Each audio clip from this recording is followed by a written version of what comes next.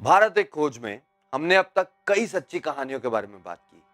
ऐसे लोग जिन्होंने या तो बहुत ही अनोखा जीवन जिया, ऐसी कलाएं जो शायद लुप्त होती जा रही हैं, ऐसी संस्कृतियां जिनसे हम अब तक अनजान थे, या फिर ऐसी जगहों पर आपको लेकर गए जो हैं तो हमारे ही देश का हिस्सा, पर हम शायद उनसे दूर थे। लेकिन आज हम उस सच के बारे में बात करेंगे जिसकी सच्चाई इतिहास के पन्नों में कहीं छिपी सी रह गई है, या फिर यूं कहें कि उसकी सच्चाई जानबूझकर छिपाई जा रही है। एक ऐसी मिस्ट्री जिसको सॉल्व करने की कोशिश हर बड़े देश ने की। America, Britain, Germany, Austria, Russia और यहाँ तक कि चाइना ने भी बहुत ट्राई किया, लेकिन कोई भी इंसान आज तक एक भी फिजिकल एविडेंस कलेक्ट नहीं कर पाया। नमस्कार दोस्तों, मैं हूं हिमांशु और आज मैं आपको लेकर चलता हूं शंभाला की ओर। ये एक ऐसी जगह है जो Shangrila, city of gold, pure land, Gyanganj या सिद्धाश्रम के नाम से भी जानी जाती है। तो पहले तो ये क्लियर कर दें कि हम शंग्रीला होटल्स के बारे में बात नहीं कर रहे, बल्कि हम उस जगह के बारे में बात कर रहे हैं जिसके साथ बहुत सारी मिस्ट्रीज और सीक्रेट्स अटैच्ड हैं।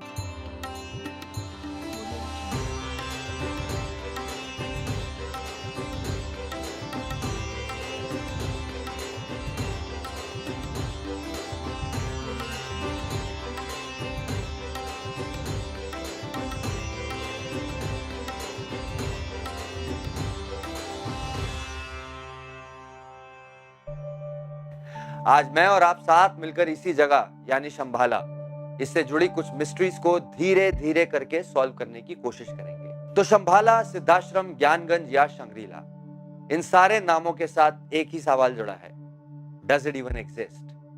तो चलिए अपने क्यूरियस दिमाग को थोड़ा दौड़ाते हैं और जानते हैं कि क्या है शंभाला। एक सच तो हम सभी जानते हैं कि धरती पर कुछ ऐसी मिस्ट्रीज हैं जो हम तो क्या, शायद कोई भी कभी भी सॉल्व न कर पाए। लेकिन कुछ राज सिर्फ राज नहीं होते, बल्कि एक तरह का सच होते हैं जिनको या तो भुला दिया जाता है या फिर कुछ रीजंस की वजह से छुपा दिया जाता है। शंभाला का जिक्र हिस्टोरियंस ने बहुत सारे ग्रंथों या लिटरेचर में होते देखा है।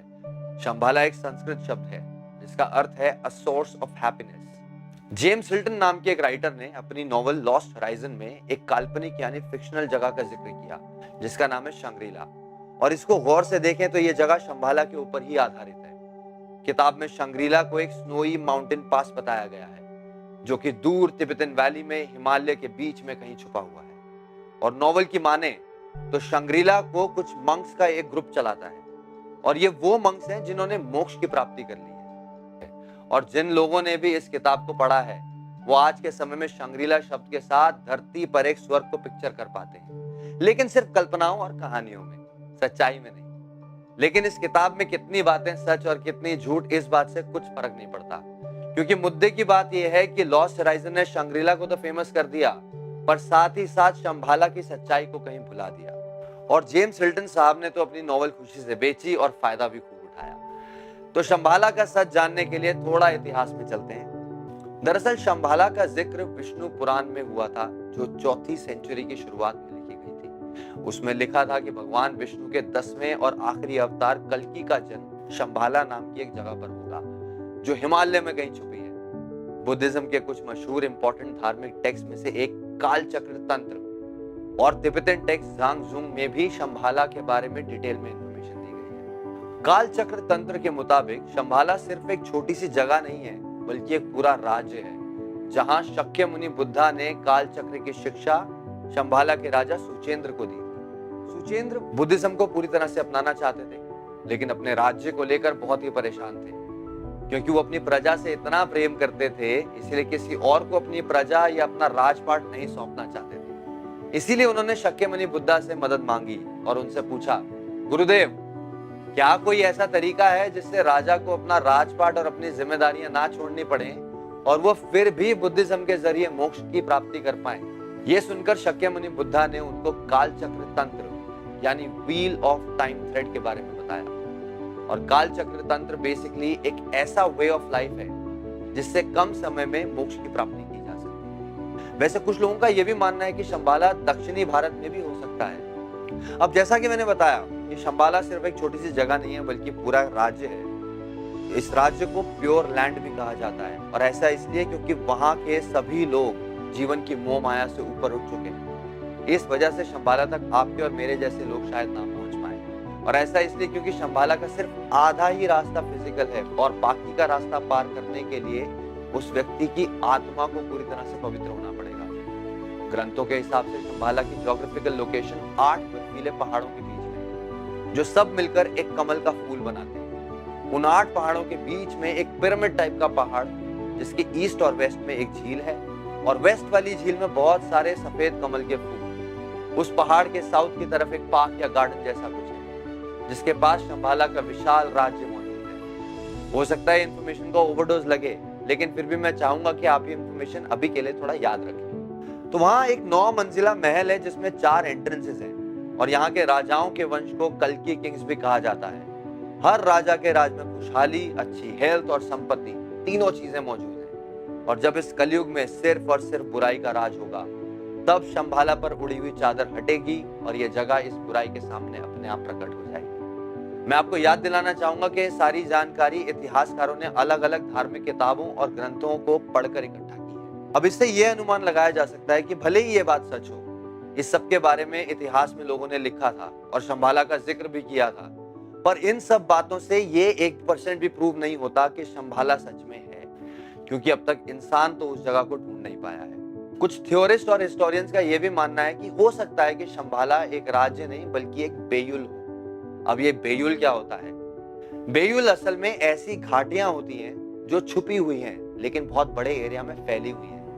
इन घाटियों की एग्जैक्ट लोकेशन निकालना बहुत मुश्किल होता है और तिब्बतन बुद्धिज्म के मुताबिक बेयुल की लोकेशन एक स्पेसिफिक टाइम पर ही डिस्क्लोज की जाती है। और अब तक हमें भूटान, सिक्किम और नॉर्थ ईस्ट इंडिया के कुछ हिस्सों में कई बेयुल मिली है। अब ये तो हो गई एक तरफ की बात। वहीं दूसरी तरफ कुछ हिस्टोरियंस ऐसा नहीं मानते, बल्कि उन्होंने इन ग्रंथों से यह समझा कि शंभाला असल में फिजिकल, मेंटल और स्पिरिचुअल जर्नी है, ना कि कोई डेस्टिनेशन। और उनके मुताबिक ये शंभाला नाम की जगह किसी लोकेशन पर डिपेंड नहीं करती, बल्कि मेडिटेशन, इनर पीस और स्पिरिचुअलिटी की मदद से आपको वो जगह आपके घर के कमरे में ही मिल जाएगी। हमने इतनी सारी अलग अलग थ्योरीज आज जानी, जिनमें स्पिरिचुअलिटी का बहुत बड़ा रोल है। अब इसके फिजिकल एस्पेक्ट पे वापस आते हैं। आपको याद होगा, मैंने आपको इस एपिसोड की शुरुआत में बताया था कि शंभाला की फिजिकल लोकेशन हिमालय में दूर कहीं वो 8 पहाड़ों के बीच में है। आप माने ना माने, लेकिन ऐसी एक जगह धरती पर है और हिंदू धर्म और बुद्धिज्म में वो जगह बहुत ही ज्यादा महत्वपूर्ण है। उस जगह का नाम है कैलाश पर्वत। कैलाश ना तो साइंटिस्ट लोगों को समझ में आया और ना ही जियोलॉजिस्ट। कैलाश का स्ट्रक्चर एक पिरामिड से बहुत ही ज्यादा मिलता जुलता है। इसके 4 क्लियर फ्लैट साइड्स हैं और इसकी विचित्रता के चलते कुछ साइंटिस्ट का यह भी कहना है कि कैलाश असल में एक मैन मेड पिरामिड है। और अगर आप गूगल मैप्स पर भी देखेंगे तो कैलाश के पास आपको 2 झीलें भी मिलेंगी। इनमें से एक का नाम मानसरोवर है और दूसरी का नाम राक्षसताल। बहुत से इतिहासकार आज भी ये मानते हैं कि कैलाश के अंदर या उसी के आसपास शंभाला का राज्य स्थित है। ये जगह हिंदू, बौद्ध और जैनिज्म के लोगों के लिए बहुत ही ज्यादा इंपॉर्टेंट है, लेकिन आज के पॉलिटिकल बाउंड्रीज के हिसाब से चाइना में आता है और शायद इसीलिए वहां कोई भी कंस्ट्रक्शन या रिसर्च करने से चाइना ने साफ मना कर दिया। अब इससे हमें बहुत सी बातें पता चलती हैं। पहली कि हो सकता है कि चाइना की गवर्नमेंट को वहां कुछ खास मिला हो, जिससे शायद वो बाकी दुनिया के साथ शेयर ना करना चाहते हो। या हो सकता है कि शंभाला नामक जगह अभी भी कैलाश के पहाड़ों के आसपास किसी वैली में छिपी हुई है। हो सकता है कि आने वाले समय में हमें शंभाला से जुड़ी कोई और जानकारी, कोई और स्क्रिप्चर या आर्टिफैक्ट मिले, जिससे हमें उसकी फिजिकल लोकेशन के बारे में और पता चल सके। लेकिन तब तक के लिए हम बस अनुमान ही लगा सकते हैं। हम उम्मीद करते हैं कि आपको आज की ये खोज पसंद आई होगी और आपके क्यूरियस माइंड की भूख थोड़ी सी शांत हुई होगी। लेकिन इसी क्यूरियोसिटी को एक छोटा सा और पंच देते हैं और लेके चलते हैं आपको हमारे कोविड हीरो से मुलाकात कराने। आज हम आपको एक ऐसे फायरमैन के बारे में बताएंगे जिन्होंने लोगों की जान बचाने के साथ साथ 100 से भी ज्यादा पेशेंट्स तक इमरजेंसी दवाएं पहुंचाई। इनका नाम है मनीष पंत और इनके साहसी और नेक काम की वजह से उनको लोगों ने मेडिसिन मैन का टाइटल दिया। इस सब की शुरुआत तब हुई जब लॉकडाउन के दौरान मनीष को उनके एक बुजुर्ग पड़ोसी ने उनसे ब्लड प्रेशर की एक दवा लाने को बोला। तब उनके दिमाग में आया कि ये हो सकता है कि कितने ऐसे लोग होंगे जिनको जरूरी मेडिसिन का एक्सेस नहीं है या सप्लाईज की जरूरत है, लेकिन वो पहुंच नहीं पा रहे। इस घटना के 24 घंटे के भीतर मनीष ने एक ऐसा प्लान बनाया जिससे ज्यादा से ज्यादा लोगों के घरों में आसानी से दवा पहुंचा सके। अगर कोई भी सीनियर सिटीजन अकेले बिना किसी के सहारे अपने घरों में रह रहे होते थे, वो मनीष को एक कॉल करते थे, उनसे मदद मांगते थे। उन्होंने इस मिशन का नाम ऑपरेशन संजीवनी रखा, और कोई माने या ना माने, बट लोगों के लिए तो उन्होंने पवन पुत्र हनुमान वाला ही काम किया। जैसे ही उन्होंने इस मिशन के बारे में लोगों को बताया, उनको तुरंत कॉल्स आने लगे। देहरादून, अल्मोड़ा, चमोली और नैनीताल से बहुत सारे सीनियर सिटीजन्स, प्रेग्नेंट महिलाएं और छोटे बच्चों के कॉल्स आने लगे। जब किसी इंसान के पास दवा के पैसे नहीं होते थे, तब मनीष मेडिसिन की पेमेंट भी अपने खुद की जेब से करते थे। मनीष ने अब तक अपनी पॉकेट से करीब 35-40 हजार रुपए का खर्च भी किया, और उनको इस ऑपरेशन संजीवनी के लिए करीब 20,000 रुपए का डोनेशन भी मिला।